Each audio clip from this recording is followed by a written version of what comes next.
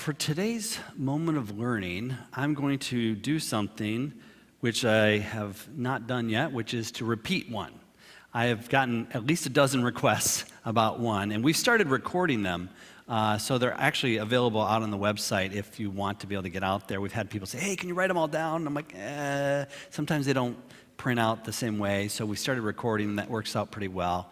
But if you're curious where that is, you can go out to, I think it's under video sermons on our website, and it'll take you out to YouTube, and then they're mixed in there.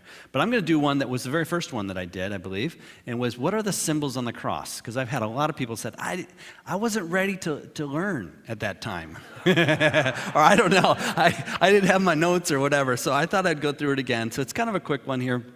What do the symbols on our cross mean here? Now, the symbols on this cross, it's not necessarily universal, but we have them on here. So I'm going to go through them real quickly here because I figure if you stare at them often enough, it's good to know what they mean. But I'm going to start off with the Alpha and the Omega. And those are the letters that you can see up on the left and the right. And the Alpha and Omega, can you see it on the screen pretty well? Yeah, okay. Alpha and Omega, that's the first and the last letters of the Greek alphabet. And we see reference to that in Revelation, saying the Lord is the Alpha and the Omega. And so it's kind of, you got it's not just saying he's just the first and the last. He's before all things, after all things. So he's the Alpha and the Beta and the Gamma and the Delta and the Epsilon, and Alpha, Beta, Gamma, Delta, Epsilon, Zeta, Eta, Theta, Iota, Kappa, yeah, so forth. All the way to Omega. And so when you get all the way down there at the end, you're saying basically he's from the A to the Z. It's kind of, have you seen the Amazon little symbol, their little logo? And it has Amazon, but it also has a little thing that looks like a smile under it, but it's actually also an arrow that points from A to Z underneath that. If you haven't recognized that, next time you see it, you'll think, oh, that's what that means. So they're saying we have everything, basically. And so this kind of way of saying the Lord is everything. He's before all things and after all things. He's everything in between. He's the Alpha and the Omega, and that's why we have it on our cross. The other thing that we have up there is we have that symbol that kind of looks like that at the top. It's a little different on this cross, but that's generally how it is. But it's a combination of two letters. So you see the one on the left is a combination of those two. It's kind of the X and what they call the rho, which is their R, which looks like our P, but that's confusing, and I know that's why it's difficult to learn other languages.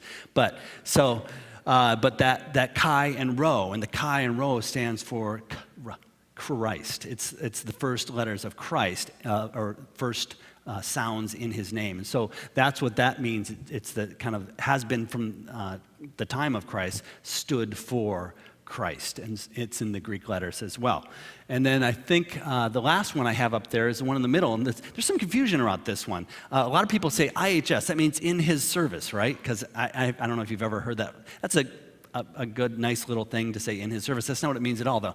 But it's actually, and I put up there one with a cross in it. Sometimes it has a cross in the middle of it. Sometimes it didn't. This one being on the cross, it was like that. It stands for the letters iota, eta, and sigma, which I wrote out in the Greek there, the IHS. You can see that over there, the IHS.